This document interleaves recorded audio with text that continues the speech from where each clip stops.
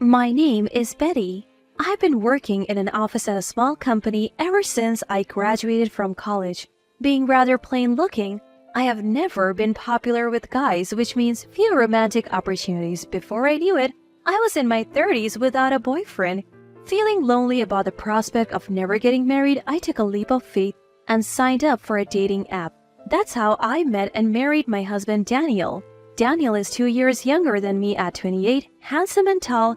He works in sales at a well-known company. He is honestly way out of my league.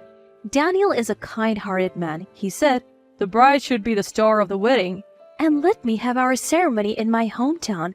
My hometown is in the countryside, so most of Daniel's friends couldn't make it.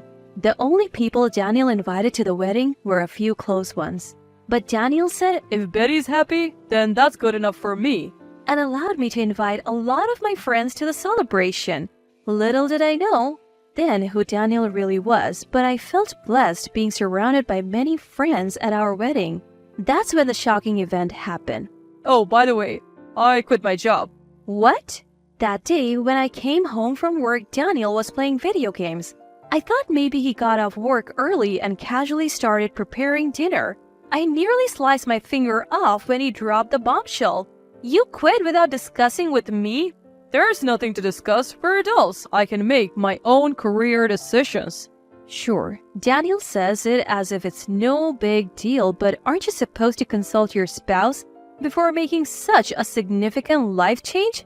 I was shocked by the sudden news, but I felt we had to have a serious talk.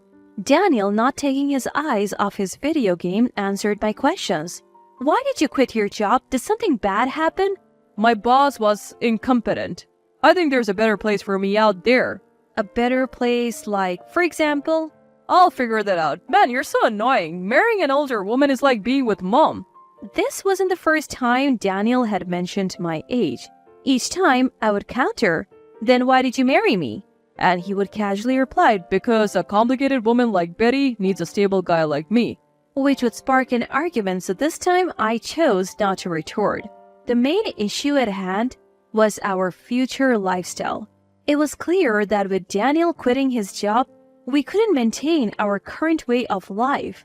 "But Daniel, we're also sending money to your parents, remember? Their rent is high.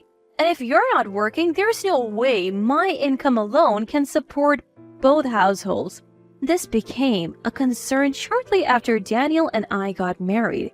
Both of Daniel's parents, still in their 50s, had quit their jobs. Their reason was, "Our backs and shoulders hurt. We can't keep working this hard if we want to live a long life." However, that was their choice. It may sound cold, but I thought they should live their lives as they please, so I didn't say anything. The situation changed the month after they quit their jobs. They came to our apartment asking for financial assistance. "Oh, we don't have much in savings." "If your parents are struggling, it'll be a problem for you too, Daniel." So we were convinced. And Daniel decided that we would help with their rent and living expenses. In a high-security 4-bedroom apartment close to the station, that's where parents-in-law lives. The rent is through the roof. After they left, cheerful about the financial help, I asked Daniel, "What about our own living expenses?" "Betty can cover our costs. I'm going to give my salary to mom and dad." I wasn't happy. The thought of divorce crossed my mind. "You should consider yourself lucky. A woman over 30 marrying a younger, handsome guy like me, you're already winning." That's what he always said. It made me feel worthless, so I couldn't muster the courage to leave him. If Daniel quits his job, sending money to parents-in-law would be difficult. When I asked about this, he was too engrossed in his video game to pay any attention. "Hey, what about the money for David and Catherine?" Chopping carrots vigorously, I questioned him. Daniel clicked his tongue. "Obviously, Betty will cover that. We're a couple. We're supposed to support each other until I find a suitable job. Betty will hold the fort." He went back to his game. I don't make a lot of money. I was anxious about what the future held, but there was nothing I could do. Life slowly changed. We started draining our savings to help parents-in-law. Daniel, although jobless, did nothing around the house. When I complained, he would say, "I should have never married an older woman." You're all so naggy. You don't appreciate having a husband like me. As for parents-in-law, they started complaining about the insufficient amount we were sending. So, Betty, you're this age and not making much money.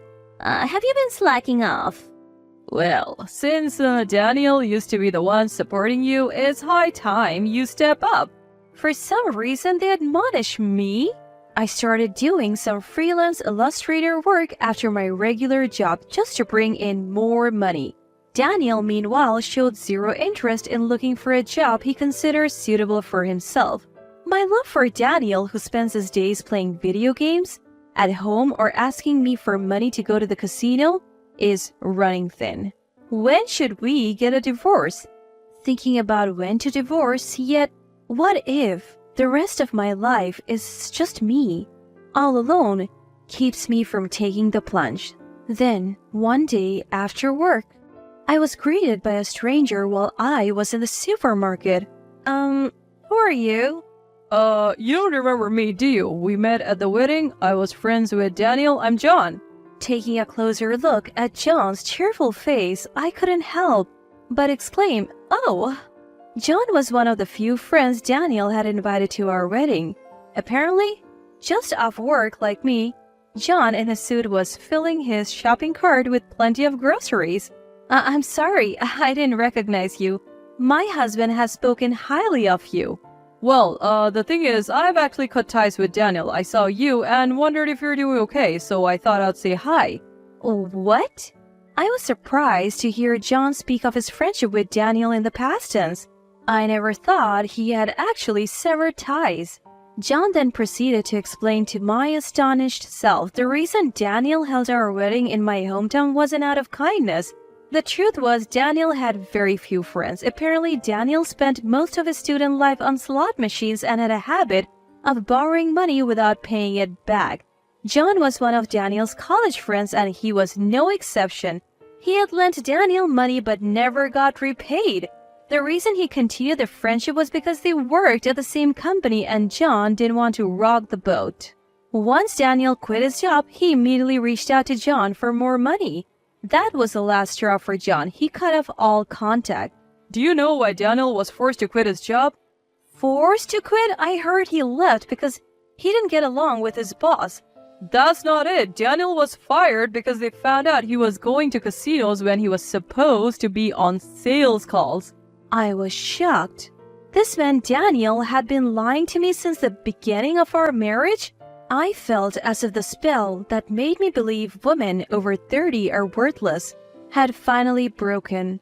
The feeling of I can't forgive him washed over me like a wave. I thanked John in a trembling voice for telling me the truth and said goodbye. A few days later, I spoke up to Daniel. "Daniel, I quit my job." What? Daniel, finally pausing his video game, looked utterly shocked. I put my mobile phone on the table, its screen displaying my banking app. I have pretty much run out of savings since I have been sending money to David and Catherine. We have been bleeding cash. You have also been taking money from me for casinos and games. We're out of money. Daniel let out a voice of despair, saying, "What the heck is this?" Given that our savings had dwindled down to almost nothing, his despair was understandable. What are we going to do now? How are we supposed to live if you quit your job when we're already low on money? That's not my problem. Speaking of which, I have loans I need to pay back. Could you maybe find a job quickly, Daniel? I want to take some time off and relax at home. What? Isn't it normal for spouses to support each other? It's hard for me to work now that I'm over 30, so now it's Daniel's turn to support me.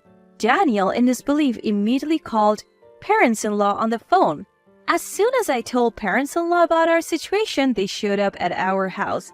Parents-in-law began to berate us for not having money, searching the house suspecting we must have hidden it somewhere. But there was no money to be found. What's this large withdrawal? Parents-in-law questioned, to which I answered accurately. That money was used to pay back a loan Daniel had taken from a friend. My own savings weren't enough, so I had to take out a loan from elsewhere to repay Daniel's friend. Who did you pay back? And why would you even bother paying back a loan now of all times? I only paid it back because I heard from John that Daniel had a lot of debt. I think it was the right thing to do. The first to start yelling, "Let's divorce," was Daniel, as I calmly explained myself. Even parents-in-law agreed with Daniel's words. They forced me into parents-in-law's cars and took me to the courthouse where I had to file for divorce on the spot. "Glad I won't have to see your broke old face anymore." Daniel left after saying that, and I immediately headed to a cafe. John was already waiting there. "John, sorry for the trouble. I was able to file for divorce successfully."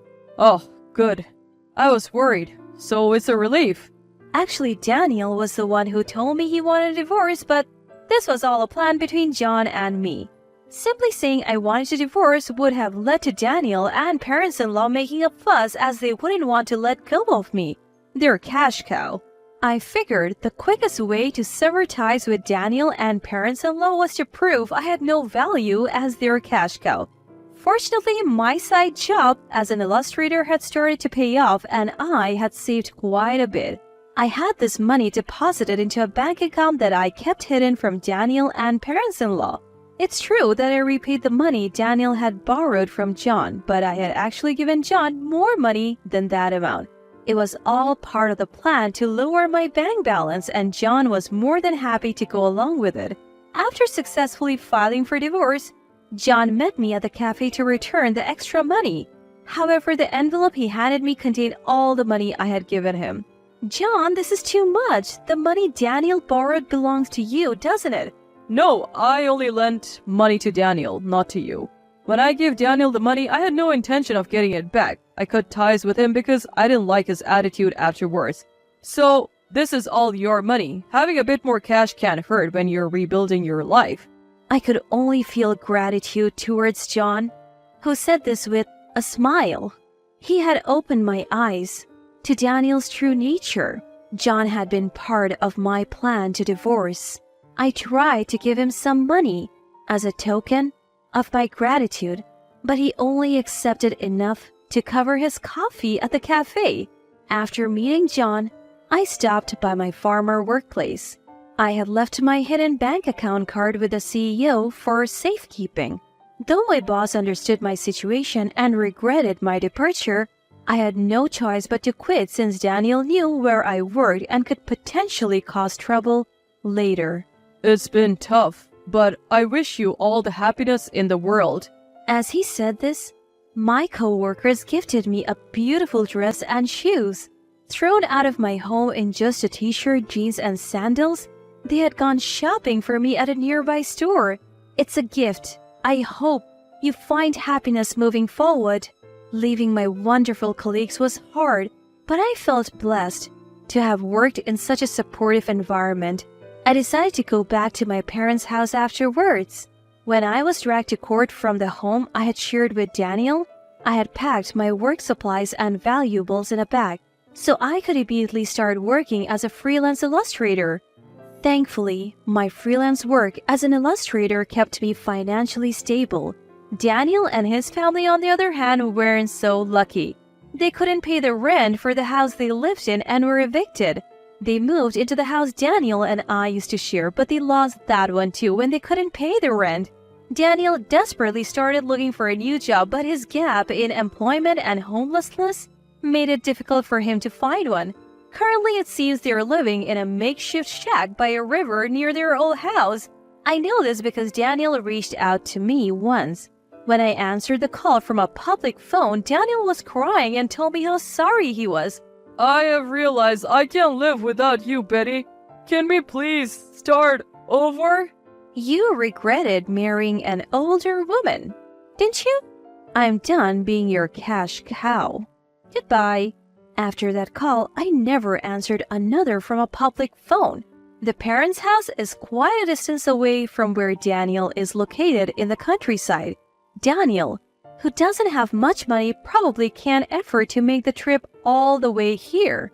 The lesson I've learned from my failed marriage is that there's no rush to get married. Whether you're 30 or 40, living the way you want to is what truly matters. For making me realize that, I guess I owe Daniel a tiny bit of thanks.